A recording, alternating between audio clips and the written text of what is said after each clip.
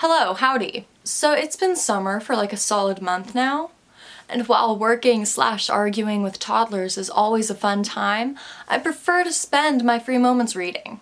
I have this great big list that just keeps getting added to, and I never conquer any of it. They just pile up next to my bed, and then I forget to make more shelves. It's fine. So hear ye, we are going to discuss the book that I devoured immediately following finals week. Quick disclaimer, I'm not going to be saying any spoilers until later, and I will notify you before I say a spoiler, so you're safe for now. The first book that I inhaled this summer was Prey by Michael Crichton. He's also the author of Jurassic Park. You know, maybe you heard of that? Cough cough, Chris Pratt, Ian Malcolm, no?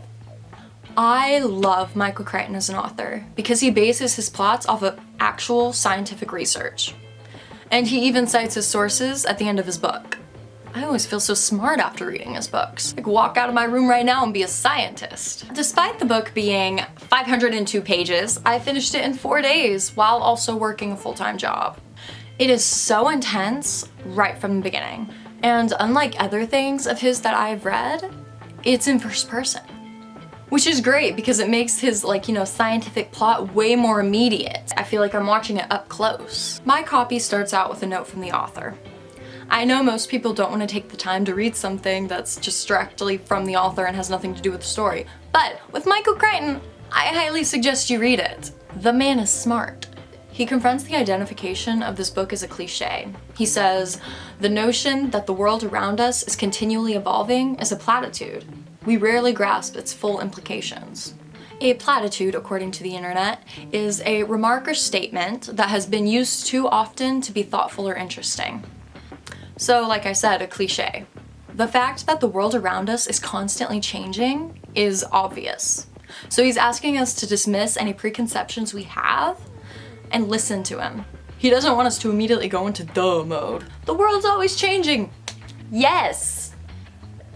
He doesn't want us to dismiss his message before he's had a chance to say it. We often brush things aside like we've seen them before, saying, "Oh, it's just another teen romance. Oh, it's just another horror film. Oh, it's just another bad politician." When really, we should be examining each work as its own unique occurrence.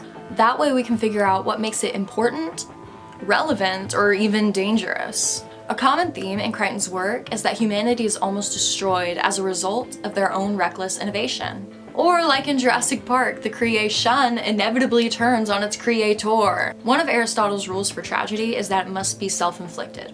I know this because tragically, I am a nerd. Going by that rule, all of Michael Crichton's works are tragedy, and so is the vast majority of sci-fi.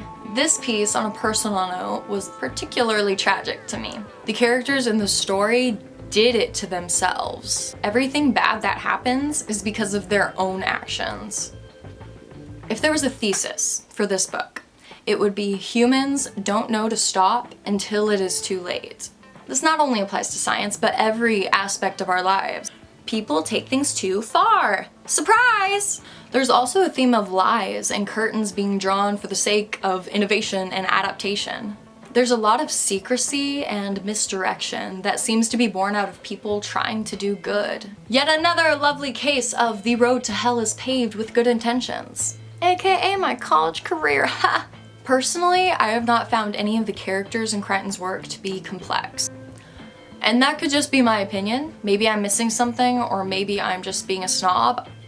I don't know. I find his characters to be pretty cut and dry. He uses surface-level descriptions, like exotic and edgy, or that girl over there who never loses an argument. It would be really hard to do a character study on anyone in this book that isn't the main character, or maybe the character's wife. Parts of this are probably really sunny, and parts of them are probably really cloudy.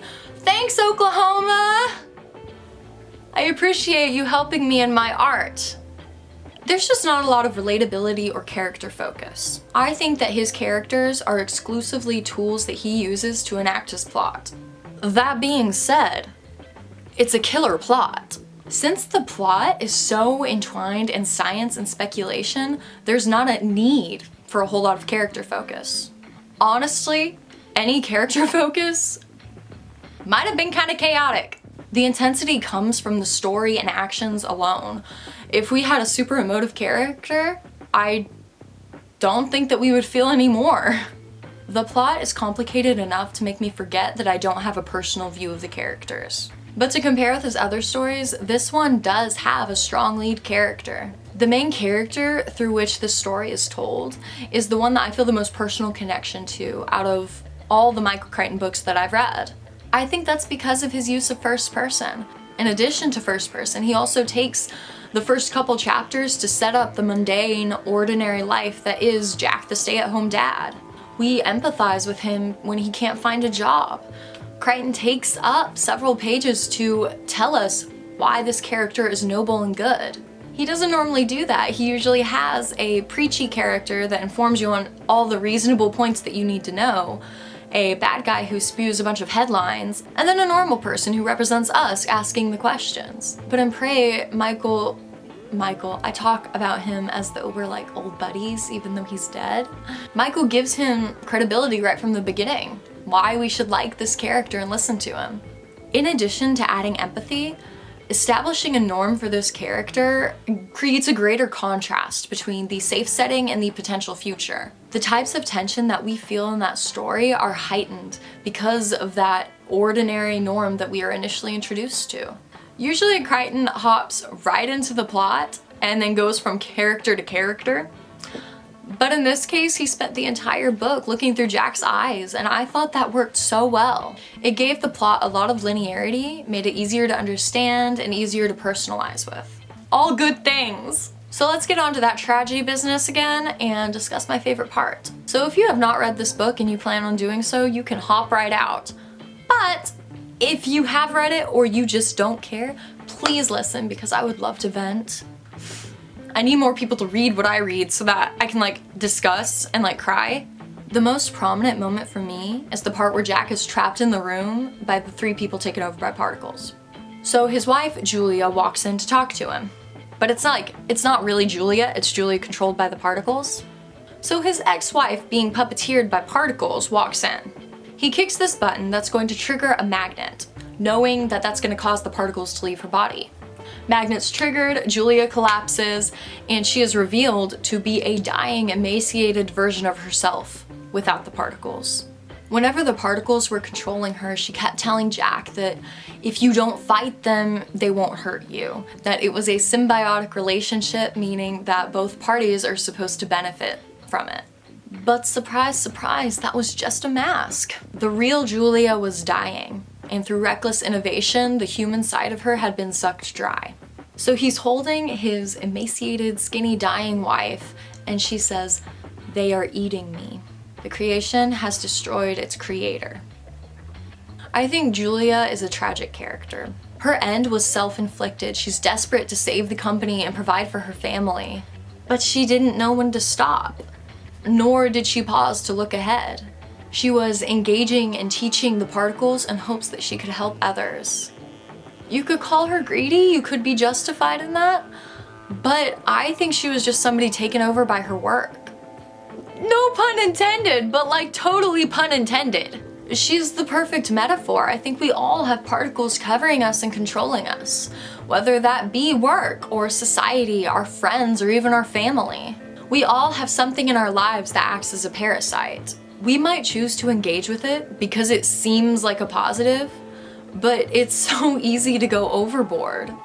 Humans don't know when to stop, and according to Crichton, that could lead to the destruction and decay of humanity. Maybe Crichton meant this strictly as a warning of technology.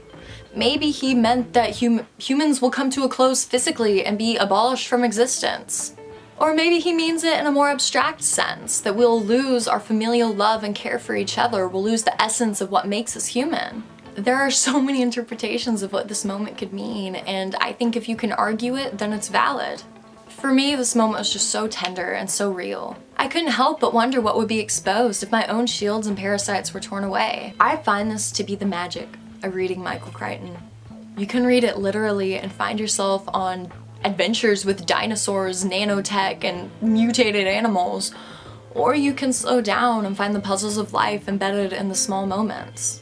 Plus, this would make a heck of a movie. It's from first person, it's linear, there's personal appeal. There wouldn't be that much adapting in order to make it coherent on a screen. Hint, hint, please, I'm begging you, make it a movie, somebody.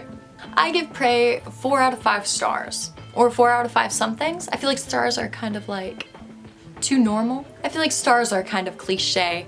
I don't want to be a platitude, do I? 4 out of 5 somethings? Yeah, you get it, 4. I give Prey 4 out of 5 somethings. I don't know if book reviews is something I'm good at or should even put energy into, but this was fun and I hope you enjoyed my review slash discussion. Thanks for watching. Sorry, I'm not just like rubbing wire, I'm letting my hamster bite me so she feels like she's a part of things. Previous preconception, that's what a preconception is, it's previous, I don't need to say. So funny, so funny.